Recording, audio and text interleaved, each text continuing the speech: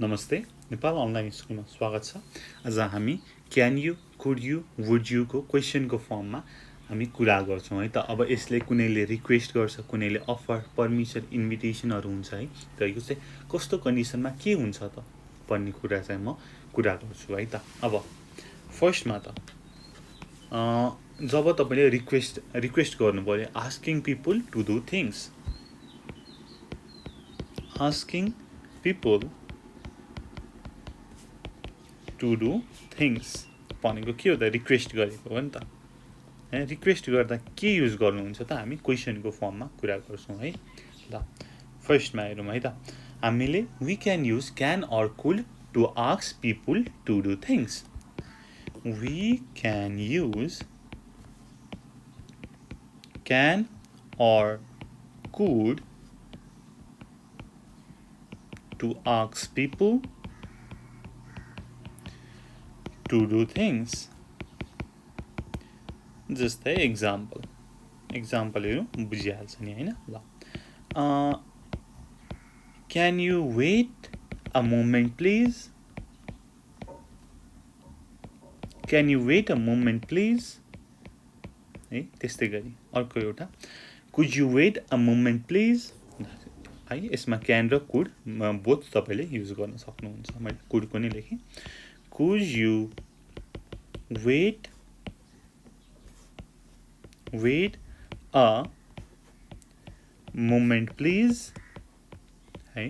ल त्यसपछि अब क्यान र कुड बोथ युज गर्नुहुन्छ हैन। तपाईले अब के भन्न सक्नुहुन्छ भन्दाखेरि Ram can you do me a favour, can you do me a favour, यो तपाईले रिक्वेस्ट गर्दै हुनुहुन्छ। अथवा excuse me can you tell me how to get to the bus station, अथवा could you tell me how to get to the bus station भनेर can र कुडको चाहिँ रिक्वेस्टको लागि तपाईले युज गर्न सक्नुहुन्छ है। ल यति भयो। अब हामीले के पनि युज गर्न सक्छौँ भन्दाखेरि do you think you could अगाडि डु यु थिङ्क पनि लगाउँछौँ है। यो do you think you could है त। जस्तै एउटा एक्जाम्पल हेरौँ न। Do you think you could take me to the airport, Do you think you could take me to the airport? Airport भनेर छ हैन। अब यसमा do you think you can take me to the airport चाहिँ हुँदैन। यसमा चाहिँ can प्रयोग गरिन्न। डु यु थिङ्क लगाएपछि हामीले कुड नै प्रयोग गरिन्छ है। ठिक छ। यो रिक्वेस्टलाई भयो। ठिक छ। रिक्वेस्टको लागि क्यान र कुड युज भयो। अब यसपछि अर्को हेरौँ न।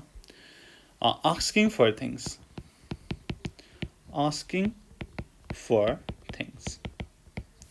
अब टु आस्क समथिङ हामीले फेरि क्यान र कुड नै प्रयोग गर्छौँ होइन। केही कुरालाई चाहिँ सोध्नु पर्यो भनेदेखि क्यान र कुड युज गर्छौँ। अनि पछि मे पनि युज गरेर एउटा हेरौँ है त। अब to ask something we can use can I have है। Can I have, can be have, can I have अथवा could I have, could I have, or can I get है। यो स्ट्रक्चर हामीले युज गर्छौँ। अब तपाईँ सपमा जानुभयो, अब सपमा गएर तपाईँले चाहिँ सोध्नुभयो होइन, केही कुरा चाहियो मलाई होइन, माग्नुभयो भनेदेखि चाहिँ के भन्नुहुन्छ त? इन अ सपमा के भन्नुहुन्छ त भन्दाखेरि can I have this post card please, sorry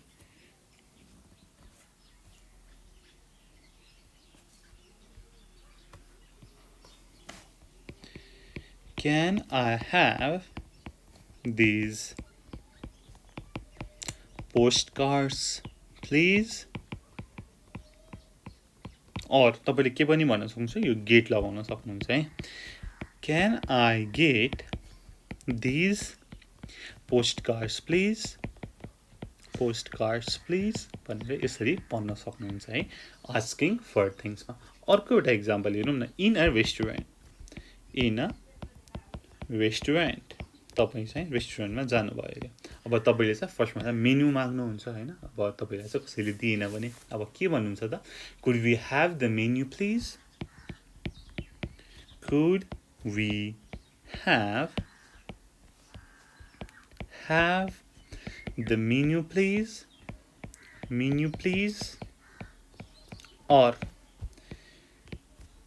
can we have the menu please? यसरी हामीले गर्न सक्छौँ है त। अब केही कुरा हामीले अहिले कुन टपिकमा छ र आस्किङ फर थिङ्स। अब आस्किङ फर थिङ्समा अर्को के पनि युज गर्न सक्छौँ भन्दाखेरि मेको मे आई ह्याभ पनि तपाईँले युज गर्न सक्नुहुन्छ। हामीले मे र माइटको कुरा पहिल्यैको भिडियोमा गरिसकेका छौँ, तपाईँले त्यो भिडियोहरू हेर्न सक्नुहुन्छ है। ल may I have these postcards please? May I have these postcards please? यति यसरी तपाईँले गर्न सक्नुहुन्छ है। For asking for things you can use may है, मे आई ह्याभको पनि है। ल त्यसपछि अर्को कुरा गरौँ आस्किङ टु डु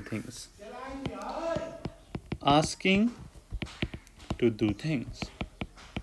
अब कसैलाई चाहिँ तपाईँले चाहिँ सोध्नु पर्यो to do something. Asking to do थिङ्समा के युज गर्नुहुन्छ त भन्दाखेरि क्यान र कुड प्लस तपाईँले मे पनि युज गर्न सक्नुहुन्छ। अनि म मेको कुरा गर्छु है त। फर्स्टमा म के लेख्छु भन्दाखेरि वी क्यान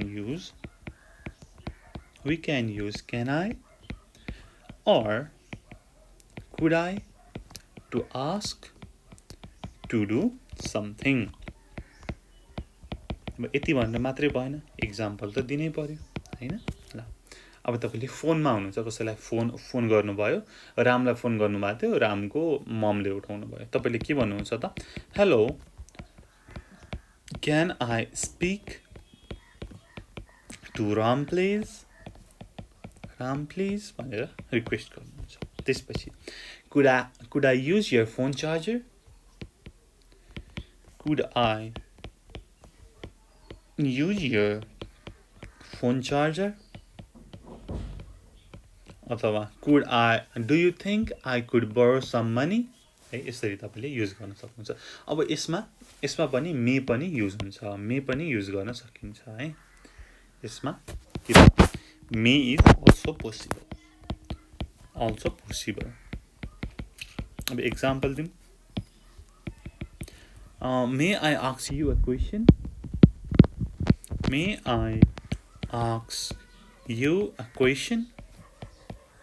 अनि तपाईँ चाहिँ अब क्लास बाहिर हुनुहुन्छ, टिचरभित्र छिर्नु भएको रहेछ भनेदेखि तपाईँले के भन्नुहुन्छ त? मे आई कम इन भनेर सुन्नुहुन्छ नि त। अब हामीले त के भन्छौँ? माई कम इन भन्छौँ होइन, माई कम इन होइन, मे आई कम इन होइन, मे आई कम इन भनेर भन्छौँ नि। हो त्यो जुन मे आई कम इन छ त्यो चाहिँ it is more formal than can or could. त्यसमा तपाईँले क्यान आई कम इन पनि भन्न सक्नुहुन्छ है सर म्यामलाई मेको सट्टा। तर मे किन युज हुन्छ भन्दाखेरि चाहिँ may is more formal than can or could. May is more formal than can or could. ठिक छ। अब हामीले के पनि भन्न सक्छौँ भन्दाखेरि अब माथि हामीले चार्जरको कुरा गऱ्यौँ होइन। अब चार्जरमा चाहिँ डु यु माइन्डको लगाउँ न होइन। कुन स्ट्रक्चर भन्दाखेरि म यहाँ लेख्छु do you mind if I र is it all right if I अथवा is it okay if I हो यो स्ट्रक्चर लगाउन सक्छौँ। अब कसरी लगाउनुहुन्छ भन्दाखेरि ल हेरौँ है त। सरी ल अब माथि हाम्रो चार्जर छ। Could I use your phone charger कुनै गरौँ न होइन। Do you mind if I use your phone charger do you mind if I use your phone charger यसरी गर्न सक्नुहुन्छ है त अथवा is it all right if I sit here अब कसै चाहिँ अब कतै गएर बस्नु भयो अरे हैन युआर इन अ पार्क अनि त्यहाँनिर एउटा बेन्चमा छ अर्को एकजना मान्छे थियो अरे अनि तपाईँले चाहिँ सिधै गएर बस्नुभन्दा यु क्यान बी पोलाइट नि त सोधौँ न त हैन is it all right if I sit here भनेर सोध्नु भयो अनि उसले चाहिँ यस अफ कोर्स भनेर भन्यो यस अफ कोर्स है ल यसरी पनि तपाईँले गर्नुहुन्छ अब अफरिङ एन्ड इन्भाइटको कुरा गरौँ अब अफर र इन्भाइट अफरिङ एन्ड इन्भाइटिङ अब अफरिङ एन्ड इन्भाइटिङमा पनि अब हामीले केही कुरा अफर गर्नु पर्यो भनेदेखि क्यानको प्रयोग गर्छौँ we can use can I ... to offer to do something है केही कुरा अफर गर्नको लागि क्यान आई पनि प्रयोग गर्छौँ जस्तै इक्जाम्पल दिउँ क्यान आई हेल्प यु तपाईले आफ्नो हेल्प अफर गर्नुभयो क्यान आई हेल्प यु भनेर सोध्नुभयो अनि उताबाट रिप्लाई आयो no it's okay I can manage thanks हैन यस्तै रिप्लाई आयो अब अर्को केही कुरा तपाईले अफर गर्नुभयो can I get you some coffee भनेर तपाईले भन्नुभयो can I get you some coffee अब कफी लिएर आइदिन्छु भनिहाल्यो अफर गरिहाल्यो हैन वाइ वुड आई डिक्लाइन नि त हैन म त त्यसलाई एक्सेप्ट गर्छु that would be nice that would be nice है ठिक छ can I get you some coffee that would be nice ल अब तपाईले अफर र इन्भाइट गर्दा पनि वुडको चाहिँ प्रयोग गर्न सक्नुहुन्छ है मैले त्यही कुरा लेख्छु to offer or to invite both को लागि invite we use यो would you like अनि डट है यसमा चाहिँ do you like हुँदैन है यो यहाँनिर चाहिँ हामीले do you like भनेर जस्तै do you like some coffee चाहिँ हुँदैन है यो चाहिँ हामीले अफर गर्ने ठाउँमा चाहिँ do you like चाहिँ लेख्न मिल्दैन यसलाई चाहिँ इन्टु है do you like चाहिँ लेख्न मिल्दैन बुझ्नुभयो ल अब हामी इक्जाम्पल हेरौँ इक्जाम्पल नहेरिकन त हुँदै भएन हैन हो माथिकै हेरौँ न वुड यु अब can I get you some कफीलाई would you like some coffee would you like some coffee अनि उसले रिप्लाई दिला oh that would be nice अथवा उसलाई चाहिँदैन भने नो थ्याङ्क्स भनेर भन्ला हैन अर्को एउटा example would you like to eat with us tonight would you like to eat with us tonight यो चाहिँ इन्भाइट गरेको भयो है हामी आज बेलुका हामीसँग खाना खान आउ न भनेर भनेको छ हैन अब रिप्लाईमा आयो द्याट वुड बी ग्रेट है यसरी हामीले इन्भाइट र अफरको लागि वुडको प्रयोग गर्यौँ है त अब तपाईले यो भन्दा नि अझै पोलाइट हुन मन छ भने चाहिँ के युज गर्न सक्नुहुन्छ त आई वुड लाइक डट यो चाहिँ आई वुड लेखेको है आई वुड लाइक डट भनेको यो अझै पोलाइट वे हो है polite way to say what you want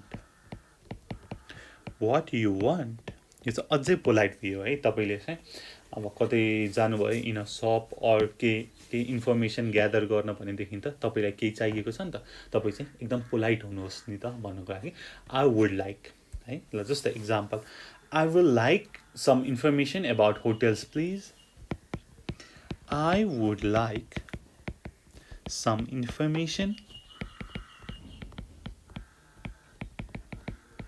about hotels please or तपाईँ सपमा हुनुहुन्छ अरे हैन I would like to try on this jacket please